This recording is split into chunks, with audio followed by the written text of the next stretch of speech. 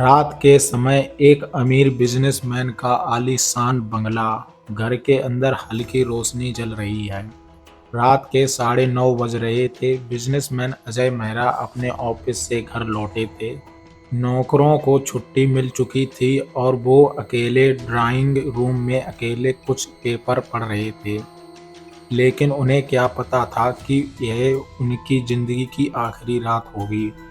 Camera धीरे धीरे खिड़की के बाहर जाता है, जहां एक डिलीवरी बॉय बाइक से आता है और कॉल बेल बजाता है। अजय मेहरा दरवाजा खोलते हैं, पार्सल लेते हैं और दरवाजा बंद कर देते हैं। और फिर अचानक एक तेज चीख सुनाई देती है।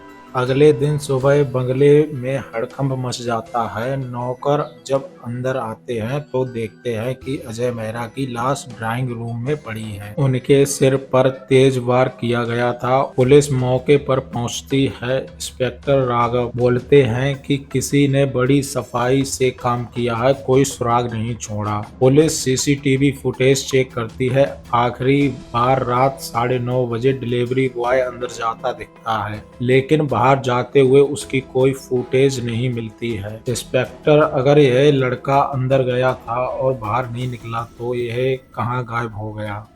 पुलिस डिलीवरी बॉय को उसके घर से गिरफ्तार कर लेती है। वह घबराया हुआ होता है। डिलीवरी बॉय कांपते हुए, साहब मैंने कुछ नहीं किया, मैं पार्सल देकर चला गया था। इंस्पेक्टर गुस्से में बोला, झूठ मत बोलो, फुटेज में तू अंदर जाता दिख रहा है लेकिन बाहर नहीं आया।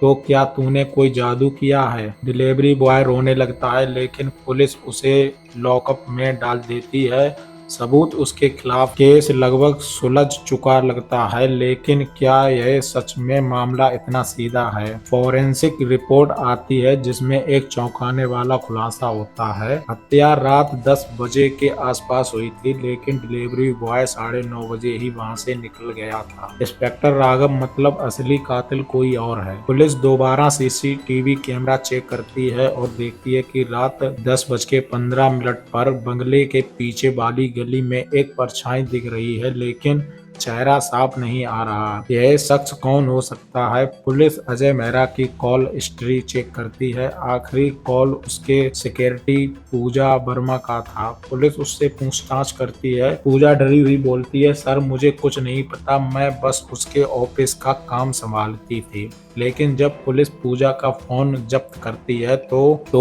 उन्हें एक अनजान नंबर से किए गए कई कॉल्स मिलते हैं। यह नंबर अजय मेहरा के छोटे भाई विनोद मेहरा का है। पुलिस विनोद को पकड़ती है। इंस्पेक्टर, विनोद सच बता वरना हम तेरा सच बाहर निकाल देंगे। विनोद गुस्से में, हाँ मैंने ही अपने भाई को मारा है, उसने मुझे अपने बिजनेस से बाहर निकाल दिया था, मैं बर्बाद हो गया था, मैंने सोचा अगर वह मर गया तो सब कुछ मेरा हो जाएगा। पुलिस विनोद को गिरफ्तार कर लेती है, लेकिन सवाल ये उठता है कि डिलीवरी बॉय पर शक कैसे गया? पुलिस को असली साजिश समझ में आती है। विनोद ने पहले ही अजय के बंगले के पीछे से चोरी छिपे एंट्री ली थी और वहां छुप गया था। जैसे ही डिलीवरी बॉय चला गया, विनोद ने अजय को मार डाला और फिर वहां से निकल गया। लेकिन आखिरी बार डिलीवरी बॉय की फुटेज थी। पुलिस का शक उसी पर चला गया था। एक परफेक्ट मर्डर प्लान, लेकिन जुर्म कितना भी चालाकी से किया जाए कानून की नजरों में नहीं बच सकता। कोर्ट रूम, जज फैसला सुनाते हैं। जज बोलते हैं, विनोद मेहरा को उम्र कैद की सजा दी जाती है। डिलीवरी बॉय खुशी से रो पड़ता है।